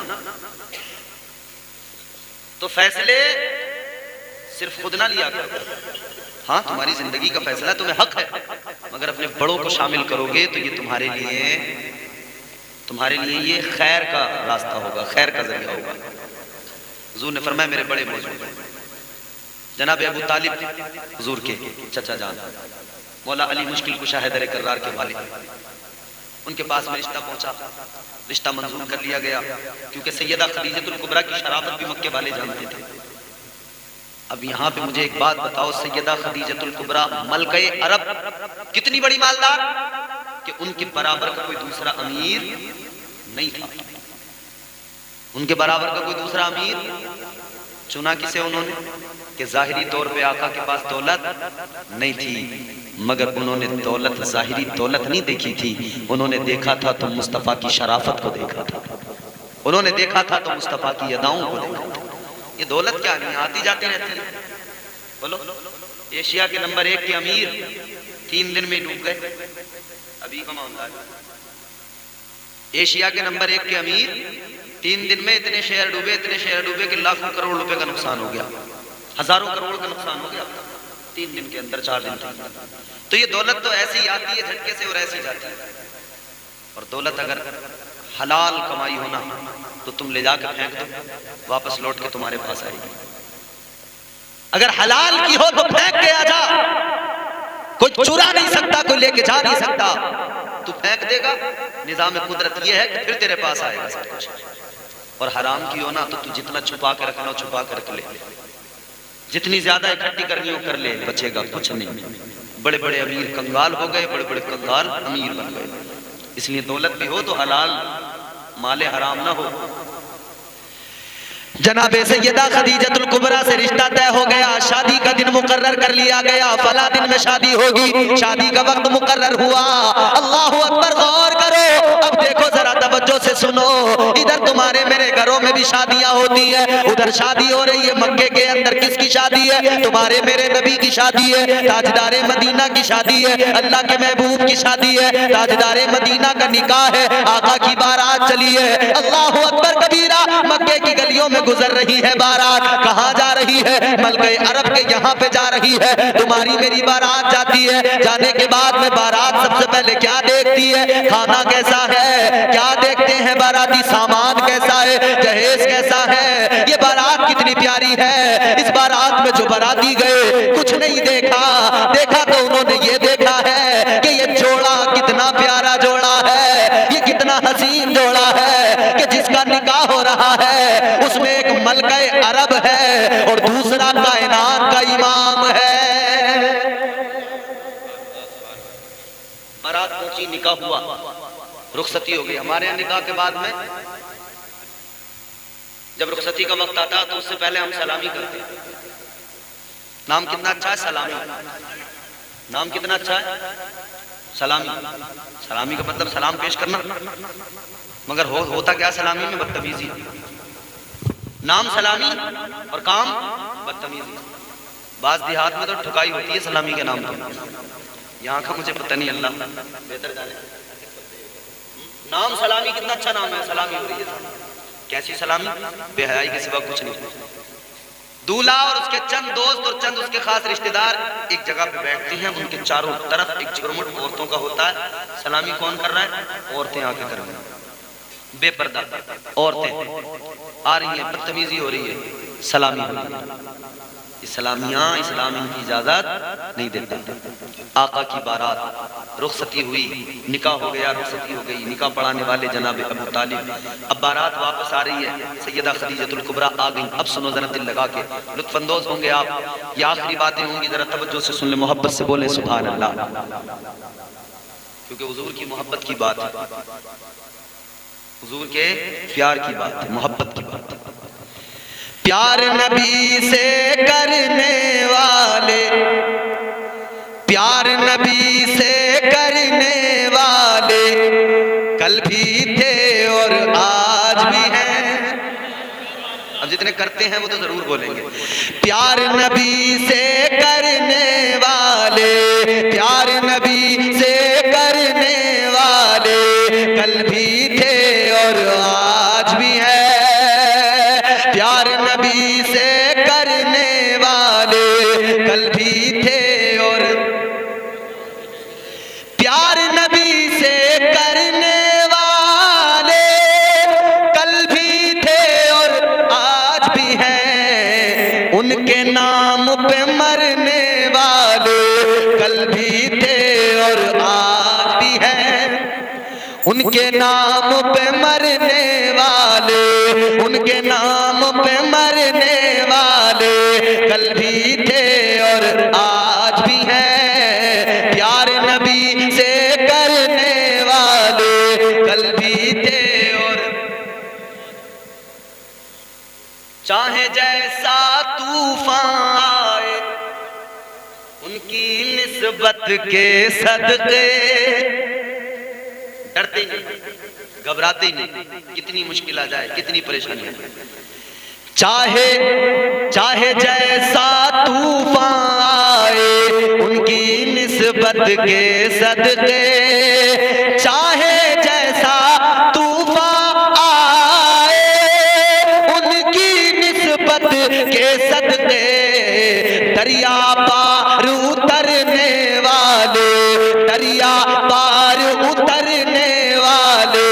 कल भी थे और आज भी है, दरिया पार उतरने वाले कल भी थे और आज भी है, उनके नाम पे मरने वाले कल भी थे और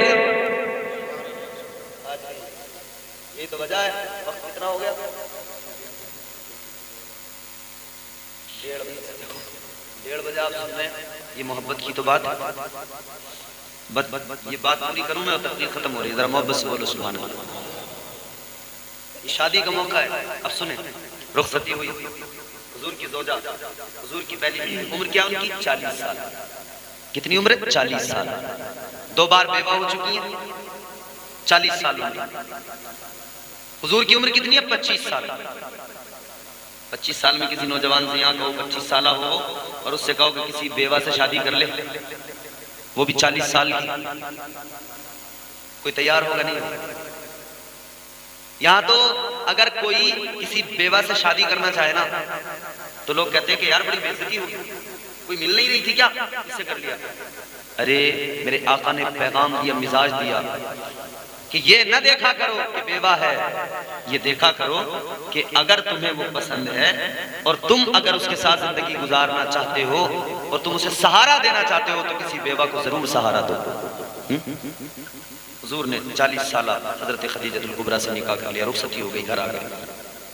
पहली रात है, पहली शब, इधर हुजूर बैठे, इधर जनाब खदीजा बैठी। ताजदारे मदीना वाली कौनैन सल्लल्लाहु ताला अलैहि वसल्लम की प्यारी बीवी जनाब हजरत खदीजतुल कुबरा ने अपना सारा माल रख दिया, सारा खजाना रख दिया, सारी दौलत को आका के सामने रख दिया। मलका अरब है, कितनी दौलत है, सारी दौलत को रख दिया। कितनी दौलत है? फरमाया गया इतना खजाना, इतना माल का ढेर लगा, उधर सामने आका है, इधर जनाबे खदीजा है, इतना ढेर लगा कि जनाबे खदीजा को उस ढेर की वजह से आका नजर नहीं आ रहे थे, इतना माल का ढेर लग गया। जनाबे खदीजा की सारी दौलत है। हजरत खदीजतुल कुबरा ने कहा था, या रसूल अल्लाह वाली कायनात, ए आका, आपकी बारगाह में, आपकी खिदमत में, आपके कदमों पे मैंने अपनी सारी दौलत को रख दिया है, अपने सारे माल को रख दिया है, सारा खजाना आपके कदमों में लाकर रख दिया है। या रसूल अल्लाह, अब ये आपके कदमों पे निसार है, आका जो करना है इसका आप कीजिए। हुजूर को मालिक बनाना, सारी दौलत हुजूर के कदमों पे कुर्बान कर दी। हुजूर ने क्या किया फिर उस दौलत का, उस माल का, उस खजाने का? ताजदारे मदीना वाली कौनैन ने उस सारी दौलत का, उस सारे माल का क्या किया? गौर करो मेरे अजीजों, आपके मेरे नबी ने सुबह बाद में हुई, रात ही रात में वो सारा माल, वो सारा खजाना उसी रात में गरीबों में बांट दिया। जनाब खदीजतुल कुबरा ने अपनी सारी जमा पूंजी, जिंदगी भर की कमाई रख दी, जो जिंदगी भर कमाया था वो रख दिया। उसने क्या किया? खदीजतुल कुबरा की जिंदगी भर की कमाई एक रात में आका ने सारी की सारी खैरात कर दी, गरीबों में। यहां अगर किसी को मोटरसाइकिल मिल जाए और कोई मांग ले तो वो कहती हैं कि मोटरसाइकिल तुम तो सबको ऐसे दे दो, तुम्हारे भैया तोड़ देंगे इस मोटरसाइकिल, मेरे पापा ने तुम्हारे लिए दिए, इनके लिए दिए। अगर कोई अपनी बेटी को 1,50,000 रुपए दे दे, जो आजकल चलन है, चल रहा है, और वो किसी को उसमें से निकाल के कुछ दे दे, तो पूरी ससुराल उसके खिलाफ धरना प्रदर्शन कर देगी, मोर्चा खोल देगी। कहेंगे भाई इसलिए दिए थे, तू लुटा दे, इसलिए दिए थे। और फिर और बढ़िया वाला फार्मूला क्या होता है उसमें? छोटा वाला भाई या कोई पड़ोसी आया कि वो गाड़ी की चाबी दे, तो अब मना कैसे करें? तो उसका आसान तरीका ये ढूंढ लिया कि चाबी नहीं मिल रही, बहुत ढूंढ रहे हैं, मिली नहीं। जब खुद को जाना हो तो एकदम मिल जाती है चाबी। बहरहाल यहां कोई 1 रुपया खर्च करने को तैयार ना, और अगर कोई कर दे तो उसकी खैरियत नहीं है, पूरी ससुराल उसके खिलाफ सुबह ही धरना कर देगी, सुबह उसके खिलाफ खड़े होंगे, तेरी मजाल कैसे हुई, कहीं से कमा के लाया था, तेरा था, तो हमने दिया था, बर्बाद करने को नहीं दिया था। जनाब खदीजतुल कुबरा ने सारी दौलत हुजूर के कदमों पर रखी। हुजूर ने एक रात में, सुबह का उजाला बाद में हुआ, वो सारा माल हुजूर ने खैरात कर दिया। सैयदा खदीजतुल कुबरा की ज़बान पर एक हर्फ नहीं आया। सैयदा खदीजतुल कुबरा ने ये नहीं कहा आका ये मेरी जिंदगी भर की कमाई थी, मैंने जिंदगी भर जो कुछ कमाया था तुमने एक रात में सारा खैरात कर दिया। नहीं, ये मोहब्बत थी। सैयदा खदीजतुल कुबरा ने कहा या रसूल अल्लाह मेरा जो कुछ भी है, माल है, दौलत है, जान है, सब कुछ आपकी खातिर कुर्बान है। आका आपको इख्तियार है, आप जो चाहो करो, जिधर चाहो खैरात करो, जिधर चाहो बांटो। ये है अब हुजूर ने प्यार कितना किया हज़रत खदीजतुल कुबरा से, हज़रत खदीजा से मोहब्बत कितनी हुजूर, प्यार कितना। आजकल हमारे यहाँ मियाँ बीवी में बनती नहीं है, झगड़ा इतना बनती नहीं है। अगर शोहर घर में कोई बात करे तो बीवी फौरन बात काट रही है, और बीवी की बात शोहर सुनने को तैयार नहीं, और शोहर की बात बीवी सुनने को तैयार नहीं। बाज लोगों को हमने देखा बुढ़ापा आ गया मगर लड़ाई झगड़े खत्म नहीं हो रहे। बाज लोगों को देखा, एक नौजवान ने रो रो के मुझे फोन किया, कहने लगा हजरत बड़ा परेशान हूं। मैंने कहा बात क्या है? कहने लगा अब्बा अम्मा बुढ़े हो गए मगर आज भी लड़ते हैं तो सर फोड़ देते हैं एक दूसरे का, इतना लड़ते हैं। बोले अम्मा भी नहीं देखती कि फिर ये मेरा शोहर है, फिर वो भी चालू हो जाते हैं कि मार, आज जितना तुझसे मारा जा मार ले, आज जान से मार अगर एक बाप का। आदमी भी सुनता है अच्छा इतनी बेइज्जती कर रही है मेरी, वो भी अरे भाई वो नाक़िसुल अक्ल है, तू तो अल्लाह ने तुझे मुकम्मल अक्ल वाला बनाया, तू तो सोच मोहब्बत ही नहीं है। मगर सुनो क्या होती है मोहब्बत। जनाबे खदीजतुल कुबरा मेरे आका की पहली बीवी है, कितना प्यार आका ने किया है, कितनी मोहब्बत की है। अल्लाह अकबर, गौर करो, ताजदारे मदीना सहाबा के दरमियान है। इधर सैयदा खदीजतुल कुबरा की जिंदगी के अय्याम अलालत, आखिरी जिंदगी के अय्याम है, तबीयत दलील है। सैयदा खदीजतुल कुबरा ने जनाबे फातिमा ज़हरा को भेजा। जनाबे फातिमा का बचपन है, छोटी है, जनाबे फातिमा को भेजा, ए फातिमा अपने बाबा के पास जाओ, अपने बाबा के पास जाके कहना अम्मी ने चादर मंगाई है, चादर लेके आ जाओ। अल्लाह अकबर, हजरत फातिमा ज़हरा आका की बारगाह में गई, या रसूल अल्लाह ए बाबा जान अम्मी ने चादर मंगाई है, चादर दे दीजिए। हुजूर ने अपनी मुसम्मिल वाली चादर को जनाबे सैयदा फातिमा ज़हरा को दिया। जनाबे सैयदा फातिमा ज़हरा उस चादर को लेकर चली, अपनी अम्मी के पास आ गई। इधर आका ने चादर दी और पीछे पीछे आका भी आ गए। आकर मेरे आका ने फरमाया ए खदीजा ये बताओ ये चादर तुमने किस लिए मंगवाई? चादर को मंगाने की वजह क्या? चादर पैगंबर इस्लाम की वो मुजम्मिल वाली चादर। चादर किस लिए मंगाई? सैयदा खदीजतुल कुबरा ने आका की तरफ देखा, आंखों में आंसू आ गए, रोकर कहने लगी या रसूल अल्लाह अब मेरी जिंदगी के आखिरी दिन है, आका चादर इसलिए मंगाई है या रसूल अल्लाह मैं चाहती हूँ आपकी चादर में मुझे कफन दिया जाए। वो मुजम्मिल वाली चादर क्या कहती है? हुजूर आपकी चादर में मुझे कफन दिया। इतना सुना मेरे मुस्तफा करीम की आंखें भी भीग गई, ताजदारे मदीना की आंखों में भी आंसू आ गए। इतना सुना मेरे आका ने फरमाया ऐ खदीजा दिल छोटा न करो, चादर क्या चीज है ऐ खदीजा, अगर तुम कहती तो मैं मोहम्मद अपने जिस्म की खाल भी उतार के दे देता। ये मोहब्बत भी है, ये प्यार भी है। तो हुजूर की जिंदगी हमें सिखाती है कि हम अपनी जिंदगी किस जाविये पे गुजारें। कुरान ने कहा लक़द कान लकुम फ़ी रसूलिल्लाहि उस्वतुन हसना। हुजूर की जिंदगी